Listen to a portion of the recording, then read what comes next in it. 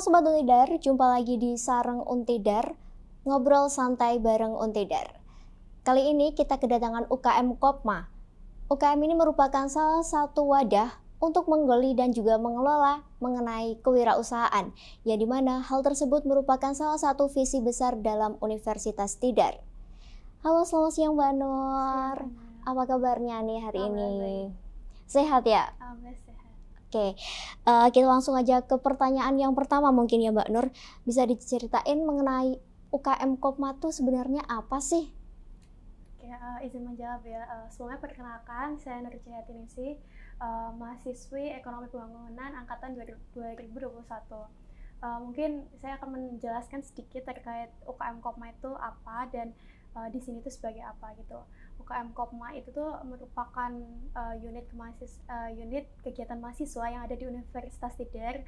Itu berdiri dari tahun 2015. Itu pertama kali diketuai oleh Mas Zulfikar, itu dari mahasiswa teknik. Nah dulu tuh awalnya tuh sebelum adanya PTN itu udah ada koperasi mahasiswa, cuma belum dijadikan unit kemahasiswaan kan, kegiatan mahasiswa. Nah kemudian pas tahun 2015 itu dijadikan UKM Koperasi Mahasiswa Untidar gitu, dan itu bergerak di bidang kewirausahaan gitu. Kemudian untuk kegiatan yang ada di Kopma sendiri itu masih seputar dengan kewirausahaan, dimana kalau struktur organisasinya itu sama seperti yang lain, kayak ada ketua, wakil ketua, PI ada sekden, kemudian kalau di Kopma itu tuh ada pengawas. Jadi kayak tugasnya tuh sebenarnya tuh kedudukannya sama dengan ketua sama wakil, cuma kedudukannya sebagai pengawas atau mengawasi monitoring untuk kegiatan Kopma di Koperasi Mahasiswa gitu. Besar berarti seperti SPI gitu ya? Iya, modelnya kayak SPI.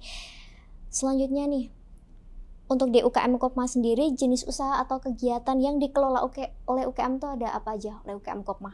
Oke, kalau di UKM Kopma itu ada branding tokonya itu di sebelah samping kanan dari gedung FE. Oh, yang di lantai pertama itu? Lantai pertama. Dekat pos satpam ya? Iya betul, di situ. Itu ada toko Kopmanya. Kemudian untuk yang usaha yang online, dijalankan online, itu ada lapak Kopma. Itu lapak usaha, namanya Kolak Untidar ya, Kopma lapak Kopma Untidar gitu. Nah di situ kami menjual buket, kemudian ada pulsa, terus habis itu kayak mau nge-top up e-money atau apa gitu bisa. Terus kemudian di situ juga ada kita ngejual jajanan atau cemilan kayak gitu juga. Nah itu nanti bisa dilihat di Instagramnya di Kolak Untidar gitu. Berarti nama kolak itu terdiri dari singkatan ya, singkatan. Bukan makanan atau minuman gitu ya? Dulu ini ada cerita lucu. Dulu sempat waktu pas kami jualan kayak ada Bukalapak kan kalau misal puasa gitu. Nah itu ada yang nyamperin, katanya mau beli kolak. Nah terus yang ditanyain, kolak apa Pak? Di sini nggak jualan kolak, tapi kan ada tulisan Kolak Untidar. Taunya tuh itu jualan kolak. Ternyata kan itu namanya kan Kopma lapak gitu. Jadi unik gitu ya. Nanti mungkin buat teman-teman bisa dikunjungi dari Instagramnya di kolak.untidar. Oke, dan selanjutnya nih, selama di UKM Kopma mungkin ada tantangan apa sih yang menjadi kendala dan bagaimana mengatasinya nih Mbak? Oke. Mungkin kalau tantangan karena sekarang kan serba digital ya. Nah itu kami kan mungkin sedikit-sedikit sudah menggunakan teknologi kayak pakai medsos promosinya atau gimana gitu. Nah tapi di sini tuh yang jadi kendala tuh waktu di toko itu kan kami kan masih manual, untuk pencatatannya tuh masih pembukuannya masih pakai biasa manual. Kemudian untuk pembayarannya juga harus cash gitu. Nah mungkin di sini juga jadi kendala untuk teman-teman mahasiswa Untidar yang kalau misal datang ke Kopma tanyain bisa kris nggak, bisa pakai QR nggak gitu-gitu, belum bisa karena kita masih sistemnya kan pembukanya masih manual gitu, belum pakai sistem. Jadi dan itu kan pembukanya kan setiap hari ya, harian juga. Nah itu kami kayak ambil yang cara mudahnya gitu, bukannya nggak mau, cuma kayak karena lokasinya dan setiap hari kan ada mahasiswa yang keluar masuk gitu kan, jadi kayak biar mempermudah kami aja untuk pembukuan hariannya gitu. Berarti pembukuan dilakukan setiap harinya di awal, nanti ditutup di akhir gitu. Ya, itu untuk yang kayak misal barang konsinyasi, Oke. penghitungan saldo harian dan lain sebagainya. Sebenarnya manfaat Kopma bagi lingkungan terutama di mahasiswa Untidar ini apa sih? Mungkin kalau dari mahasiswa tahu kan emang kita lebih ke kewirausahaannya ya. Terus kemudian itu kan juga ada organisasinya, ya ada organisasinya kan di UKM-nya itu. Nah mungkin di situ bisa kayak ngembangin keterampilan dari teman-teman untuk berorganisasi, apalagi di khususnya di kewirausahaan gitu. Kemudian di situ kan kami kan ada kayak pelatihan, kegiatan pelatihannya tuh nggak cuma di internal Kopma aja, tapi kadang juga ada yang berkaitan dengan masyarakat langsung. Nah itu karena di kami itu ada bidang penelitian dan pemberdayaan masyarakat. Jadi itu kadang tuh kayak langsung berkaitan dengan masyarakat, kita kayak memberikan pelatihan itu untuk mengembangkan apa ya kayak keterampilan yang ada di masyarakat juga gitu. Terus juga kalau di sini kan kami juga ada toko juga. Nah itu karena kami menjual ada berbagai macam ya, ada makanan dan juga ada alat juga. Itu juga karena kan kita lebih dekat nih dari mahasiswa, jadi aksesnya untuk mahasiswa itu tuh lebih mudah kalau misal dari mahasiswa itu membutuhkan sesuatu gitu, kayak misal mau fotokopi atau mau print itu juga bisa. Terus kemudian membeli alat tulis, terus habis itu kalau misal ada yang lapar nih di sela-sela kelas ataupun di sela-sela jam istirahat kelas itu kan bisa langsung mampir ke Kopma gitu. Kalau misal apa itu namanya mau keluar kan pasti kan juga jauh gitu, mau cari di luar gitu sih. Oke.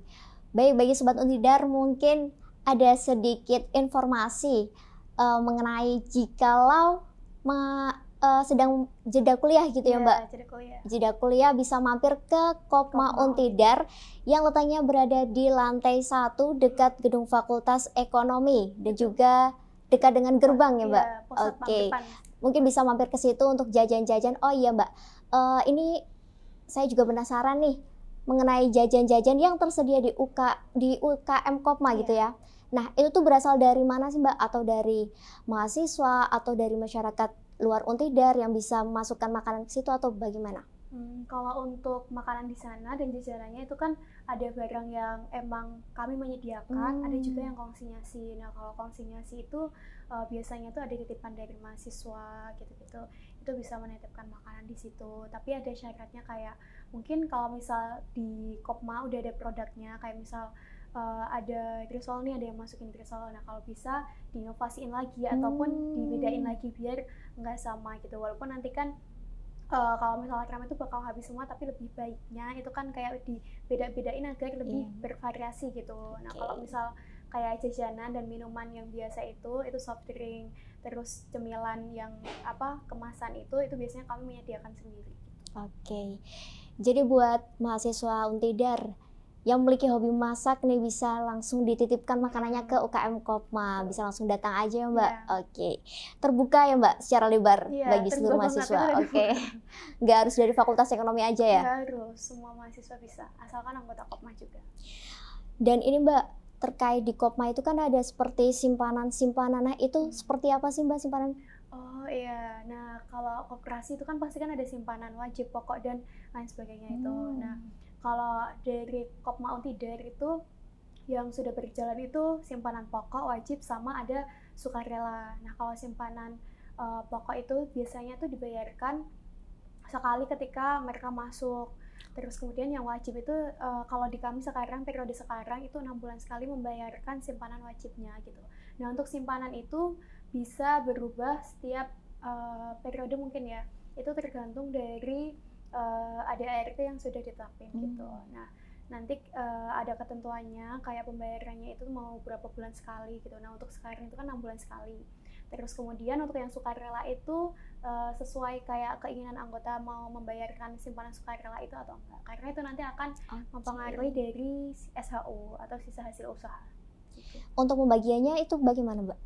Nah itu sesuai dengan kontribusi pembayaran sama kontribusi dari anggotanya itu. Kalau misal sering mengikuti kegiatan atau sering membayar itu akan mendapatkan sisa hasil usaha yang pasti lumayan juga sesuai dengan kontribusi yang mereka berikan untuk Kopma gitu. Nah itu nanti biasanya karena kami kan kalau misal ini kan yang periode sekarang 6 bulan sekali ya. Nah kalau misal pembagiannya itu setelah RAT atau rapat anggota tahunan, itu mungkin belum kerasa gitu untuk SHO-nya. Nah kami itu menginisiasi untuk pembagian SHO itu dilakukan di akhir masa perkuliahan. Jadi kayak waktu pas setelah wisuda itu baru dibagi SHO-nya gitu untuk mahasiswa yang jadi anggota Kopma. Berarti ini hal yang menarik juga di Kopma Untidar, karena selain kita berorganisasi di UKM Kopma, kita juga bisa mendapatkan uang gitu ya di akhir. Dan mungkin ini untuk mahasiswa yang belum tahu bagaimana sih cara menjadi anggota Kopma Untidar, Mbak Nur? Oke, untuk teman-teman mahasiswa yang ingin masuk jadi anggota Kopma, kalau yang sekarang ini kan kami masih pembukaan anggotanya itu sekali setahun. Jadi kayak di kemarin sudah pembukaan untuk anggota itu di bulan Agustus kemarin. Setelah ada PKKMB. Nah itu ada oprek anggota. Nah itu biasanya cuma mengisi data diri, karena untuk arsip data keanggotaan Kopma sendiri, kemudian membayarkan simpanan yang tadi sudah saya jelaskan itu Mbak, kayak ada Simwa, Simpok, sama sukarela kalau teman-teman mahasiswa ingin membayarkan yang simpanan sukarelanya itu gitu. Oke, dan mungkin terakhir nih Mbak Nur, harapan Mbak Nur mengenai Kopma Untidar ke depannya untuk menunjang kewirausahaan di Untidar bagaimana? Mungkin karena ini sekarang kan eranya makin maju ya, mungkin lebih diinovasiin lagi, dan kemudian teknologi yang ada itu dimanfaatkan karena semuanya kan serba digital. Nah kalau bisa jangan sampai ketinggalan untuk pemanfaatan teknologinya gitu, dan kemudian lebih diinovasiin lagi untuk kegiatan yang kayak mendekatkan dari pengurus ke anggotanya gitu, agar bisa ngebonding dari pengurus, anggota, dan semua kesatuan di Kopma Untidar gitu sih Mbak. Oke, hal yang menarik ya. Terima kasih Mbak Nur sebelumnya. Ini merupakan informasi yang sangat membuka pemahaman kita mengenai UKM Kopma yang ada di Universitas Tidar. Dan Sobat Untidar, mungkin podcast pada kali ini mengenai UKM Untidar cukup sampai di sini karena kita mengalami keterbatasan waktu ya Mbak Nur. Oke, dan mungkin sampai jumpa di podcast Sarang Untidar berikutnya. Semoga podcast ini bermanfaat bagi kita semua. Sampai jumpa.